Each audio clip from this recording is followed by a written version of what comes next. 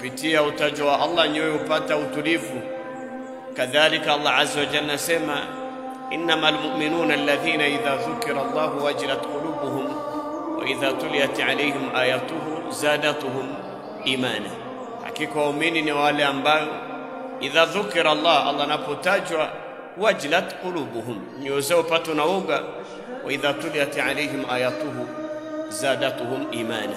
Na wakisomewa aya zake Allah azza wa jalla huwazidishia iman. Bimaana mu'min haqqan, wakati unapata mauidha yani angalia moyo wako uko vipi mbele anaposema Allah, anasema mtume amesema, angalia moyo wako unajikamata vipi.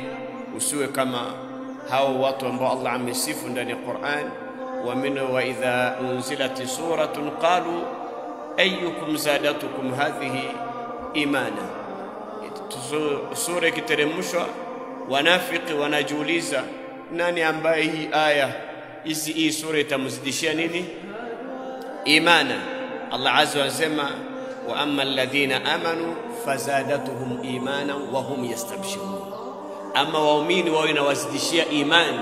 Wa amma alladhina fi qulubihim maradun fazadahum rijsahum ala rijsihim wa matu wa hum kafirun. Ama wale wenye maradhi ya moyo, haki aya inaposomewa ndio inawazidishia nini?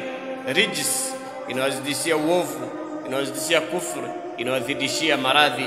Fi qulubihim maradun fazadahumullahu marada wa lahum adhabun alazim. Tuangalia ni haki ambayo yantu'radu ala alqulub, ambayo inakuwa expose kwenye nyoyo za watu waumini. Fazadatuhum imana wa hum yastabshirun, kwa ni bishara.